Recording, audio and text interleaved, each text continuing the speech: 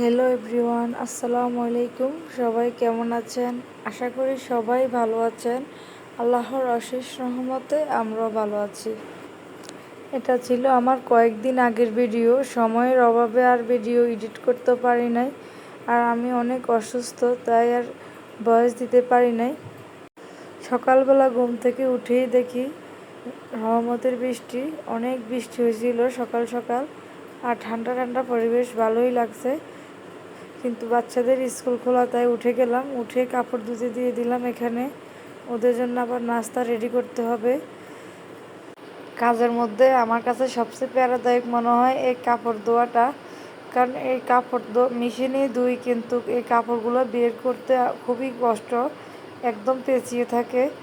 তাই সকাল সকাল ধুতে দিয়ে দিলাম, যখন মন চায় বের করে রোদ্রে দিয়ে দিব। আর এই তো চলে আসলাম। আজকে সকালবেলা রুটি বানিয়েছিলাম, কিন্তু ছেলে বলতেছে সে পরোটা খাবে, রুটি খাবে না। তার জন্য এখানে আমি রুটি ঘি দিয়ে ভেজে নিচ্ছি ভালো করে। তাকে এটা দিয়ে বুঝ দিব, বলবো এটাই পরোটা।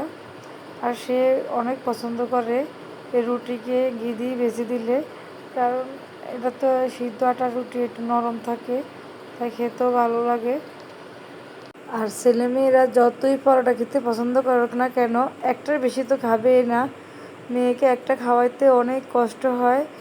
আর এই যে ছেলের জন্য ভেজে নেওয়ার পর মেয়ে বলতেছে আমিও পরোটা খাবো, তাই মেয়ের জন্য এখানে আরেকটা ভেজে নিলাম। আজকে ভিডিওর ভয়েস দিতে গিয়ে আমার খুবই খারাপ লাগতেছে। এতদিন হয়ে গেছে ভিডিওগুলো বানিয়ে রাখলাম, কিন্তু ভয়েসের অভাবে আপলোড দিতে পারতেছি না।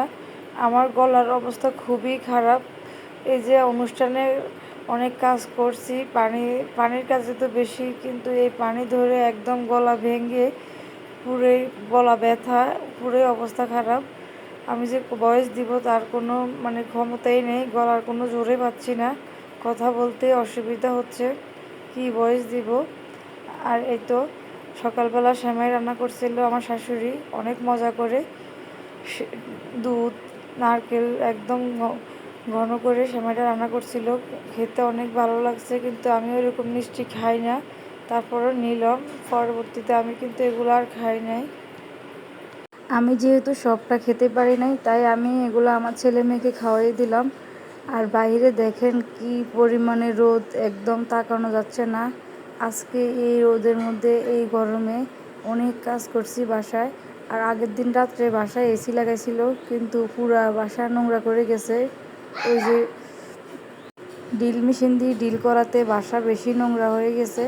সকাল সকাল কাজের আপা এসে গেছে, আমি রাতে অর্ধেকটা পরিষ্কার করে ফেলছি, আর উনি সকালে এসে এগুলো মুছে নিল, ভালোভাবে ক্লিন করে নিল।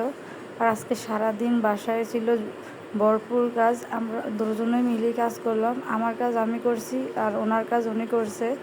যেগুলো আমার করার ওইগুলো আমি করছি। তো আমি এখন আমার বেসিং সাইডটা পরিষ্কার করে নিচ্ছি। ফিল্টার, ওভেন, ওয়াশিং মেশিন, এই যে বেসিংয়ের সামনের স্পেসটা, যে টাইলসগুলো আছে, এগুলো যতই অন্য মানুষগুলো দিয়ে পরিষ্কার করাই, ওইরকম পরিষ্কার হয় না। আমি পরিষ্কার করলে আমার মনে হয় ঠিকঠাক মতো পরিষ্কার হয়। এই তো আমি এখানে এগুলো পরিষ্কার করে নিচ্ছি। রমজান ঈদের পর দেখা যায় বাসা ওইভাবে ডিপ ক্লিন করা হয় নাই। রমজান ঈদের আগেই করেছি, যতটুকু পেরেছি মুছে নিয়েছি। কিন্তু আজকে আমি আর আমার কাজের আপা মিলে, দুইজনে মিলে পুরা বাসা ডিপ ক্লিন করে নিলাম। আমাদের দুজনের অবস্থা পুরোই খারাপ, কিন্তু আমার এই পুরা বাসা ডিপ ক্লিন করতে করতে যেহেতু বিকেল হয়ে গেছে, বিকেলে আমি ফ্রেশ হলাম, এই জন্য আমার ঠান্ডা লেগে গেছে।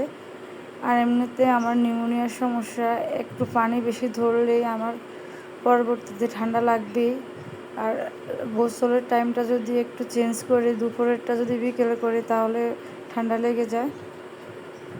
আর এমনি তো আবহাওয়ার সাথেও আমার ঠান্ডা লাগে। দেখা যায় একটু বৃষ্টি হলে, আবহাওয়া ঠান্ডা ঠান্ডা থাকলে, শীত আসার আগ, শীত বেশি পড়লে, ওই সময় গরম ঠান্ডা বেশি, সব রকমই আমার ঠান্ডা লাগে। বছরে 3-4 বার তো আমার ঠান্ডা লাগবেই। তাও লাগে তো লাগার মতো, একদম কথা বলতেই পারি না, কাশি দিতে দিতে অবস্থা পুরোই খারাপ হয়ে যায়। দেখা যায় অ্যান্টিবায়োটিক ছাড়া এগুলো ভালো করা যায় না। লাস্ট পর্যায়ে অ্যান্টিবায়োটিক খেয়ে সবসময়ই ভালো হই। বছরে কয়েকবারে আমার এই ঠান্ডা কাশির জন্য অ্যান্টিবায়োটিক খেতেই হয়। এই যে basin, washing machine, filter, oven এগুলো দেখা যায় ডেইলি একবার করে পরিষ্কার করতে হয়। এগুলো আর কি রেগুলারের কাজ। তারপরে আজকে একটু ভালো করে ফ্রেশ করে নিলাম। এই তো ওইদিকে আমার আপারও সব ফার্নিচার মোছা শেষ, উনি এখন ঘরটা মুছে নিচ্ছে। ওনার আর আমার অবস্থা পুরোই নাজেহাল। এদিকে ছেলে মেয়ে মেহেদি পরে নিচ্ছে তাদের অনুষ্ঠানের জন্য। আমার মেয়ে তো মেহেদি পরতে অনেক পছন্দ করে, এই জন্য ও বলতেছে অনুষ্ঠানটা নাকি তার অনুষ্ঠানের জন্য সে মেহেদি পরছে। যদি বলি এটা ভাইয়ের অনুষ্ঠান, সে কিছুতেই মানতে রাজি নাই। মনে হয় যে তারই হলুদ বিয়ে এরকম কিছু। সে মানে অনেক খুশি, মেহেদি পরতেছে মন খুলে। স্কুল থেকে এসেই শুরু করছে মেহেদি দেওয়ার জন্য, কখন মেহেদি লাগাই দিব কখন। আমার মাথা পুরো পাগল করে দিয়েছে। তাদের ম্যাম আসার পর ম্যাম সুন্দর করে মেহেদি পরিয়ে দিল। আর এখন তো অনেক খুশি, আজকে আর ম্যামের কাছে পড়াও নাই। পাখিবাজি, একদম পাখিবাজি করতে পারলে তারা খুশি। এই তো আজকের ভিডিওটা এই পর্যন্ত, সবাই ভালো থাকবেন।